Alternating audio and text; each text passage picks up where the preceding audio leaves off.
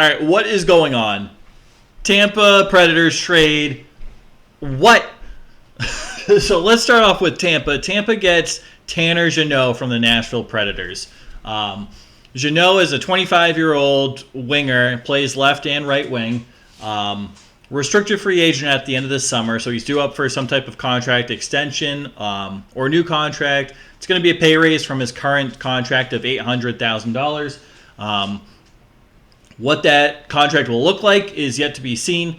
Jeannot, through 56 games this season, has 5 goals, 9 assists for 14 total points.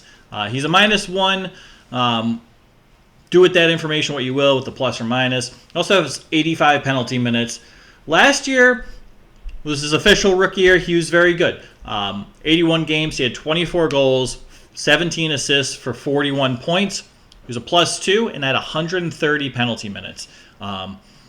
And the season before that, he only played 15 games, so he didn't technically count as a rookie. 5 goals, 2 assists for 7 points. +6, 2 penalty minutes. Here's the thing.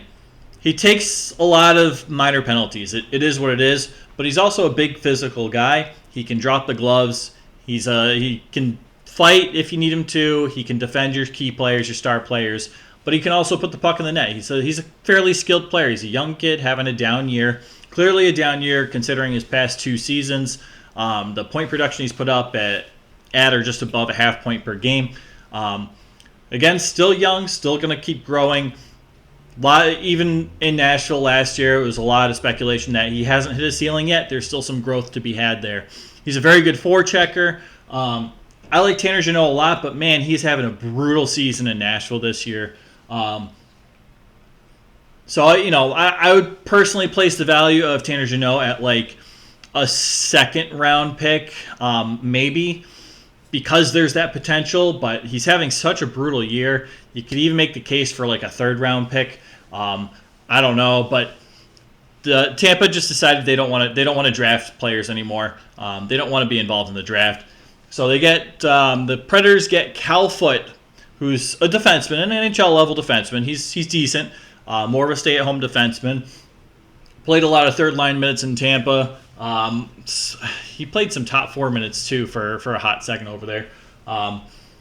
Good. So we'll see if the Predators can kind of turn that into, kind of flip that for another asset. But Cal Foote was kind of thrown in to make so the Tampa Bay Lightning didn't have to send a player down to the AHL and to kind of make the money work out a little more. I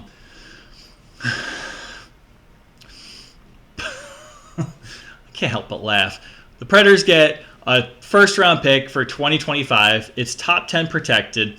Now, Tampa is running out of resources, running out of cap space. We don't know how long they're going to remain extremely competitive. They're very competitive this year. When does that start to run out or die out? Because every year they're selling more and more of their assets. They don't have a pick until the 6th round this year. They have 1 6th-round pick and 2 7th-round picks. 2025 first-round pick is gone, but it is top 10 protected. So if it ends up being a top 10 pick, that gets deferred to 2026. They get next year's 2nd-round pick, and they get a 3rd, 4th, and 5th-round pick from Tampa in this year's draft. That's 5 picks and an NHL-level player in exchange for Tanner Jeannot. That is an insane amount. It's clear and obvious this is an overpay. I think you could have just given him a 2nd-round pick, and maybe Nashville was really high on this player and they really didn't want to part ways with Tanner Jeannot. Maybe Tampa, with the assets they have, couldn't really put together a good package for a cheap young player that will cost less in the near future. We don't really know. I've seen this also kind of been compared to the Brendan Hagel trade that Tampa did last year with, Chicago. I don't think it's similar. Hagel was a good player on an extremely good long-term contract. Tampa kind of knew what they were getting, and Hagel has exceeded the expectations that Tampa had for him prior to going to Tampa. So Hagel's playing really well. Hagel's also more of a, you can move him up and down the lineup, and he's going to produce regardless. Tanner Jeannot, we've seen play well with guys that can put the puck in the net. Mikael Granlund, nice assist to Tanner Jeannot for him to get an easy goal. We've seen him play with guys who aren't as skilled or talented and cannot produce offensively. So we don't know what we're going to get with Tanner Jeannot, whereas we kind of knew what we were going to get with Brandon Hagel.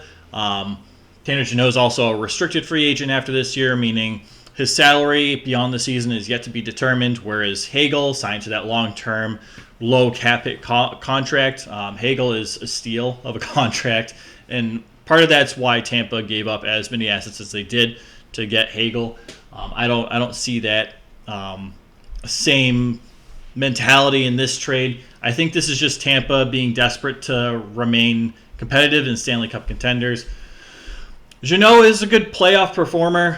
He's not going to put up the points, but he's going to get physical. He's going to make his presence be known. What does he have? 2 assists in 9 playoff games, and he's a -5.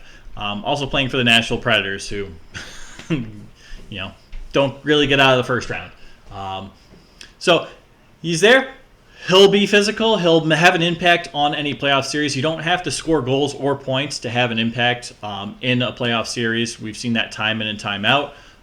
There's a reason Minnesota went out and got Nick Delorier last year. There's a reason they went out and got Ryan Reeves this year. Right? So sometimes teams want to bulk up, get a little bigger for the playoffs to kind of make that push. So I don't know. I don't know what to make of this. I don't know what really is going through Tampa's head. If the price is this high for Tanner Jeannot, it's not worth it. It just isn't. And Tanner Jeannot, he can be a consistent 35 goal scorer.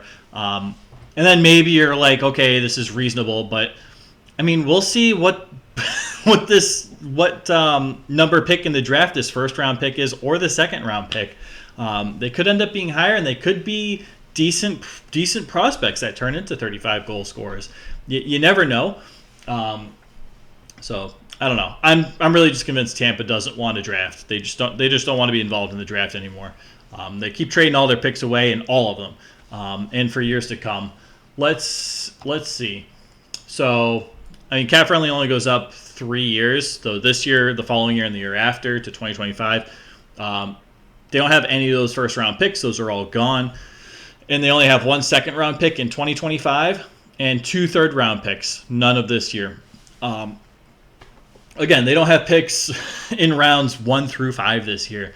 And assuming Tampa beats Toronto in the first round of the playoffs, assuming that's the matchup, assuming Tampa makes some type of run in the playoffs, it's going to be a low 6th round pick. Those picks developing into NHL caliber players are not super common. You got to find a diamond in the rough, and there are some to be had, but it's not a frequent occurrence. It's rare, and your scouting team really has to go above and beyond to find those diamonds in the rough.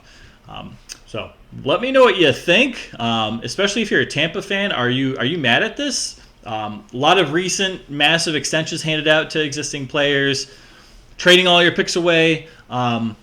Is it worth being competitive for? I mean, it is, but like, how much of the future are you willing to sacrifice to win now? And if you're a Tampa fan, are you okay with that? Or would you rather see them maybe be a fringe playoff team for a year or two, regain some assets, and make another, 3 to 5 year Stanley Cup run after that?